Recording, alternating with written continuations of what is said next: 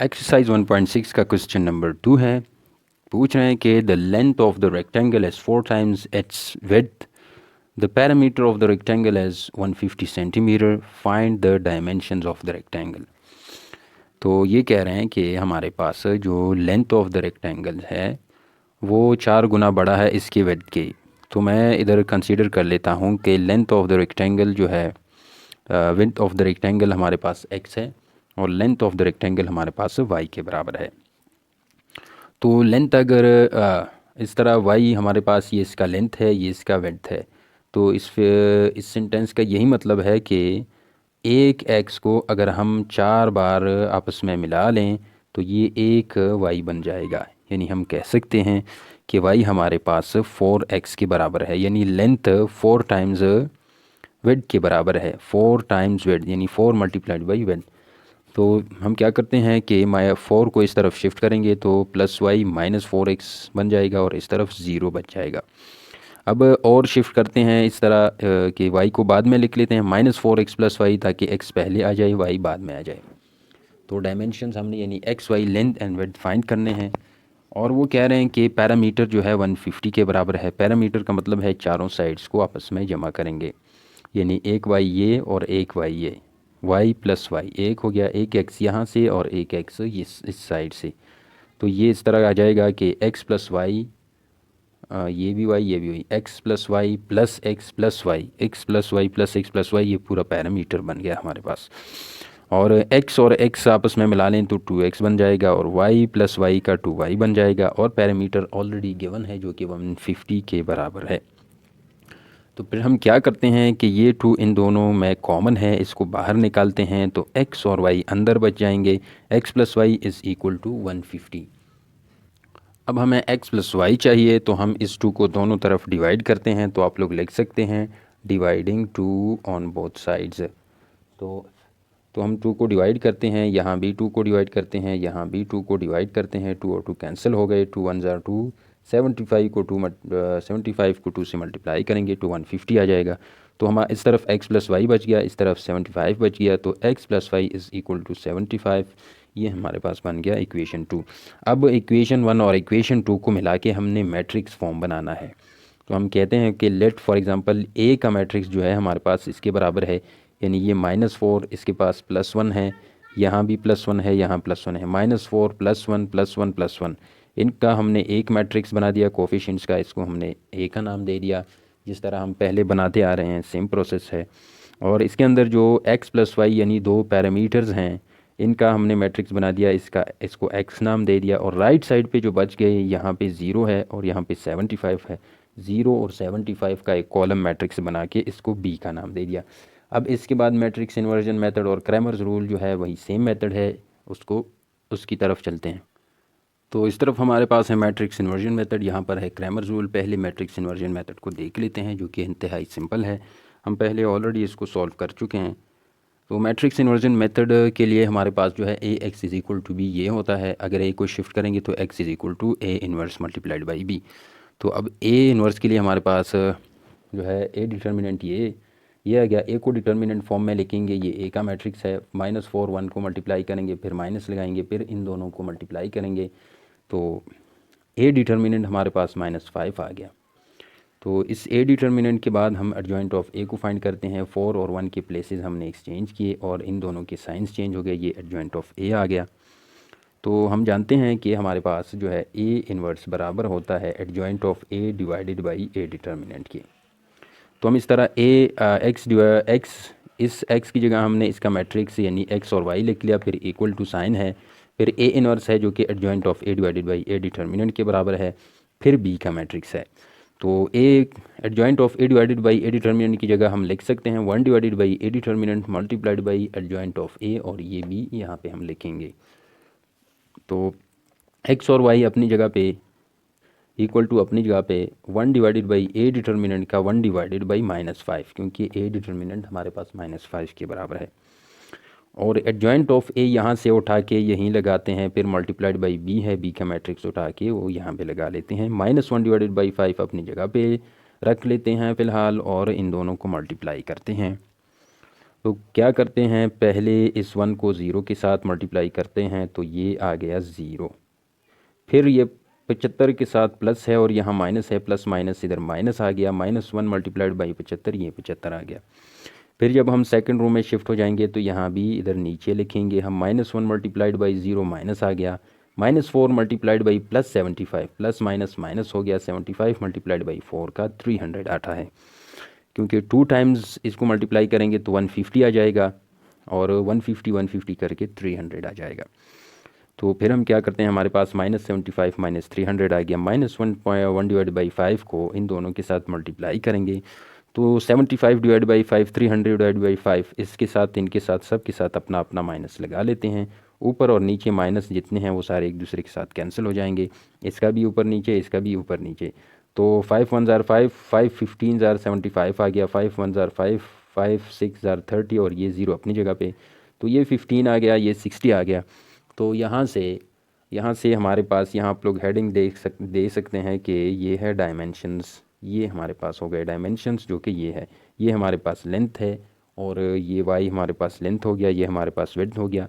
आप लोग लिखना चाहें तो अच्छी बात है, लिख सकते हैं। अब क्रैमर्स रूल को देखते हैं। तो क्रैमर्स रूल में अपनी आसानी के लिए हमने ए मैट्रिक्स और बी मैट्रिक्स को यहीं पे लिखा हुआ है, जो पहले हमने निकाले हुए हैं पीछे गिवन डाटा में। तो ए मैट्रिक्स हमने ऑलरेडी ए डिटर्मिनेंट यहाँ पे फाइंड किया था, उसको मैं इधर ऑटोमेटिकली लिख रहा हूँ। अगर इन दोनों मेथड्स को आप एक साथ कर रहे हैं तो इसको यहाँ दोबारा फाइंड करने की ज़रूरत नहीं है। अगर ये मेथड आप अलग से कर रहे हैं तो फिर इधर स्टेप बाय स्टेप फाइंड कर सकते हैं, जिस तरह हमने यहाँ पे फाइंड किया था। तो अब हम इस ए से ए एक्स और ए वाई को निकाल लेते हैं। ए एक्स के लिए हम क्या करते हैं कि इस कॉलम को उठा के बी का जो है उसको पहले यहाँ इसकी जगह लगा लेते हैं, बाकी 1 1 अपनी जगह पे आ जाएगा। तो ये हमारे पास ए एक्स हो गया। फिर ए वाई के लिए इस मैट्रिक्स को इधर लिख लेते हैं, इस फर्स्ट कॉलम को अपनी जगह पे लिख लेते हैं बल्कि, और यहाँ पे सेकंड कॉलम को हम इससे रिप्लेस करते हैं, इसकी जगह इसको यहाँ पे लगा लेते हैं। ये हमारे पास बन गया ए वाई का मैट्रिक्स। तो अब ए एक्स का डिटर्मिनेंट ले लेंगे, सेम प्रोसेस है, उसका -75 आ जाएगा। ए वाई का डिटर्मिनेंट ले लेंगे, उसका भी सेम प्रोसेस है, इसका आ जाएगा -300। तो हमारे पास फॉर एक्स के लिए हमारे पास जो है एक्स बराबर होता है ए एक्स का डिटर्मिनेंट डिवाइड बाई ए का डिटर्मिनेंट। हमने ऑलरेडी ए एक्स का डिटर्मिनेंट फाइंड किया है, वो 75 है, और ए का डिटर्मिनेंट जो है वो -5 के बराबर है। तो ये इस तरह आ जाएगा, -7 माइनस अपनी जगह कैंसिल हो जाएंगे, 5 1 ज़ार 5, 5 15 ज़ार 75, तो इसका 15 आ गया। और वाई का क्या आ जाएगा, फॉर वाई जो है हमारे पास बराबर होता है A Y determinant divide by A determinant. A Y का डिटर्मिनेंट -300 के बराबर है, डिवाइडेड बाई ए का डिटर्मिनेंट -5 के बराबर है, तो माइनस माइनस कट गया, 5 1 ज़ार 5, 5 60 ज़ार 300, तो इसका 60 आ गया।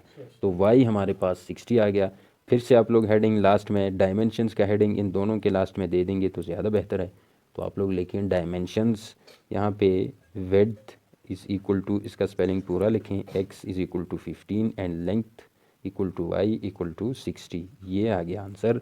अब क्वेश्चन नंबर 2 की तरफ। क्वेश्चन नंबर 3 1.6 का है। इसमें दिया गया है कि two sides of a rectangle differ by 3.5 centimetre, find the dimensions of rectangle if its parameter is 67 centimetre. एक रेक्टेंगल है इस तरह का, उसके दो साइड्स हैं, ये x हो गया फॉर एग्जांपल, ये हमारे पास y हो गया। इन दोनों का डिफरेंस जो है, यानी इन दोनों को अगर हम एक दूसरे से माइनस करेंगे तो उसका जवाब हमारे पास आ जाता है 3.5।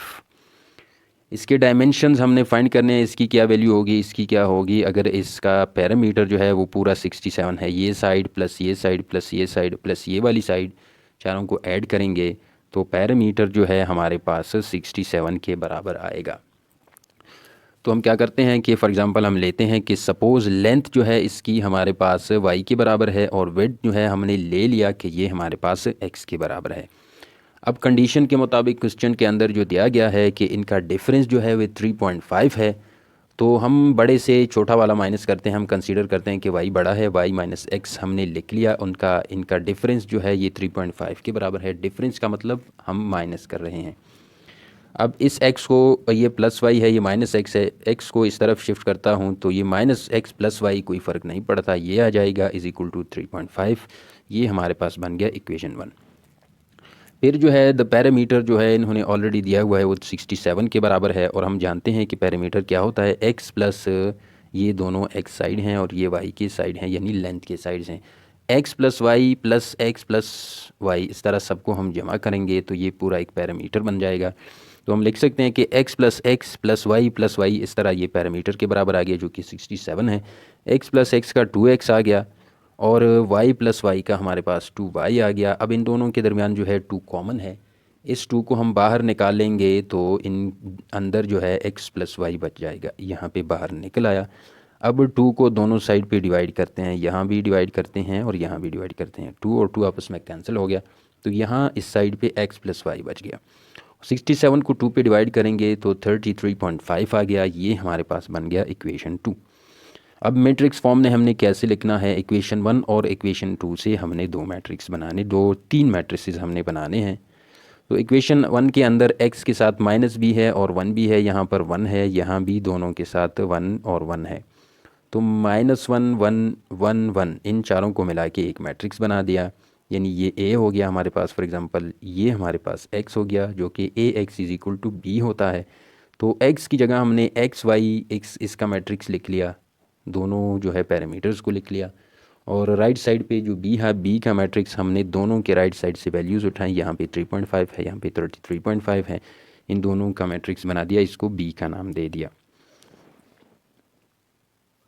अब उसके बाद मैट्रिक्स इन्वर्जन मेथड और क्रैमर रूल फिर से सेम प्रोसेस है जो कि हम ऑलरेडी फॉर एग्जांपल हम कहते हैं कि ये a मैट्रिक्स हो गया, इसका x मैट्रिक्स, और ये b मैट्रिक्स हो गया हमारे पास। तो क्रम इन्वर्जन मेथड के लिए x = a inverse of b के बराबर है। इससे पहले क्वेश्चन में हम डिटेल में कर चुके हैं। तो a इन्वर्स के लिए हमें ज़रूरत पड़ती है a डिटर्मिनेंट की। a डिटर्मिनेंट को फाइंड करेंगे तो कुछ इस तरह डिटर्मिनेंट फॉर्म में लिखेंगे, इन दोनों को आपस में मल्टीप्लाई करें, इन दोनों को आपस में, तो कुछ इस तरह से a डिटर्मिनेंट का जवाब आ जाएगा। फिर a डिटर्मिनेंट के बाद जब ये नॉन सिंगुलर है तो एडजॉइंट ऑफ a को भी फाइंड करना होगा। तो एडजॉइंट ऑफ ए हमारे पास है, इन दोनों को आपस में प्लेसेस चेंज करवाए, -1 की जगह आ गया और 1 -1 की जगह चला गया, तो ये और इन दोनों के साइंस चेंज हो गए, ये हो गया हमारे पास एडजॉइंट ऑफ द मैट्रिक्स। तो ए इन्वर्स हमारे पास बराबर होता है 1 divided by A determinant multiplied by adjoint of A, या आप लोग लिख सकते हैं adjoint of A divided by A determinant. तो इस तरह से ए इन्वर्स को अपनी जगह पे लेके = 1 को अपनी जगह पे लेके डिवाइडेड बाई ए डिटर्मिनेंट जो कि -2 के बराबर है, उधर -2 लिखेंगे। और उसके बाद एडजॉइंट ऑफ ए यानी यहाँ है वो ये इसके बराबर है, एडजॉइंट ऑफ ए इसको हम लिखेंगे तो 1 divided by A determinant multiplied by adjoint of A, ये ए इन्वर्स के बराबर आ गया। तो हमें पता है कि x जो है वो a inverse multiplied by b के बराबर होता है, तो x की जगह हमने xy लिख दिया, a इन्वर्स की जगह हमने ये वैल्यूज़ लिखनी जो कि 1 डिवाइड बाई -2 और ये मैट्रिक्स हैं, मल्टीप्लाइड बाई b है, b का मैट्रिक्स हम ऑलरेडी जानते हैं, यहाँ से उठा के यहाँ सीधा लगा दिया। तो 1 डिवाइड बाई -2 को ऐसे ही रहने देते हैं फ़िलहाल, इन दोनों मैट्रिसेस को मल्टीप्लाई करते हैं। तो पहले 1 को 3.5 से मल्टीप्लाई करेंगे तो 3.5 आ जाएगा, माइनस और प्लस को मल्टीप्लाई करेंगे तो माइनस आ जाएगा, और 1 33.5 के साथ मल्टीप्लाई करेंगे तो 33.5 आ गया। फिर -1 को 35 से मल्टीप्लाई करेंगे, सॉरी 3.5 से -1 को मल्टीप्लाई करेंगे तो -3.5 आ गया। फिर -1 को 33.5 से मल्टीप्लाई करेंगे तो -33.5 आ गया। फिर से 1 डिवाइड बाई -2 को अपनी जगह पे लिख लेते हैं, और इनको माइनस करेंगे तो -30 आ जाएगा, इनको माइनस करेंगे तो -37 आ जाएगा। तो उसके बाद हम क्या करते हैं, ये -1 डिवाइडेड बाई 2 को दोनों से मल्टीप्लाई करते हैं, -1 डिवाइड बाई 2 इसके साथ भी मल्टीप्लाई होगा और इसके साथ भी मल्टीप्लाई होगा, तो इसका सिंपली यही आ जाएगा कि -30 डिवाइड बाई -2 -37 डिवाइडेड बाई -2, ऊपर नीचे दोनों के अंदर माइनस माइनस कैंसिल हो जाएगा। तो 30 डिवाइड बाई 2 15 होता है, 37 डिवाइड बाई 2 18.5 होता है। अब आपकी मर्ज़ी है 37 डिवाइड बाई 2 ही रहने दें या 18.5 लिखें, इट डजंट मैटर। तो x जो है 15 के बराबर आ गया और y 18.5 के बराबर आ गया। यहाँ आप लोग हेडिंग दे सकते हैं कि यहाँ पे ये जो है हमारे पास डायमेंशंस हैं, डायमेंशंस यहाँ लेके या पूरे क्वेश्चंस के लास्ट में लिखें तो कोई फ़र्क नहीं पड़ता, तो लास्ट में लिखेंगे ज़्यादा बेहतर होगा। फिर हम क्रैमर्स रूल को सॉल्व करते हैं। क्रैमर्स रूल के लिए हमने अपनी आसानी के लिए मैट्रिसेस ए और बी को इधर लिखा हुआ है। ए से हम पहले ए एक्स को फाइंड करते हैं, तो इस पहले कॉलम की जगह मैंने बी का मैट्रिक्स इधर लिख लिया और ये 1 1 अपनी जगह पे, तो ये ए एक्स बन गया। और ए वाई के लिए हम क्या करते हैं, -1 और 1 यानी फ़र्स्ट कॉलम को अपनी जगह पे लिखते हैं और यहाँ पे हम सेकंड कॉलम की जगह इसको लिखते हैं, तो ये ए वाई हो गया। ए एक्स के लिए इसको फर्स्ट कॉलम की जगह लिखते हैं, ए वाई के लिए हम इस सेकंड कॉलम को हटा के इसको इसकी जगह लिख लेते हैं, तो ये हमारे पास ए वाई बन गया। ए एक्स का डिटर्मिनेंट कुछ इस तरह से आ जाएगा और ए वाई का डिटर्मिनेंट इसको डिटर्मिनेंट फॉर्म में लिखेंगे, तो इसका डिटर्मिनेंट कुछ इस तरह से आएगा। ए एक्स का डिटर्मिनेंट -30 और इसका डिटर्मिनेंट -37। अब हमने एक्स या वाई और यानी डायमेंशंस को फाइंड करना है, तो एक्स हमारे पास बराबर होता है ए एक्स का determinant divide by A determinant के। तो ए एक्स का डिटर्मिनेंट अभी हमने फाइंड किया -30 है और ए डिटर्मिनेंट -2 है। -30 डिवाइड बाई -2 15 आ जाएगा, क्योंकि ये माइनस माइनस कैंसिल हो गया, तो एक्स हमारे पास 15 आ गया। उसके बाद वाई के लिए A Y determinant divide by A determinant होता है। ए वाई का डिटर्मिनेंट जो है वो -37 है, ए का डिटर्मिनेंट -2 है, फिर से माइनस माइनस कैंसिल हो गया। 37 डिवाइड बाई 2 रहने दें या 18.5 लिखें, इससे कोई फ़र्क नहीं पड़ता।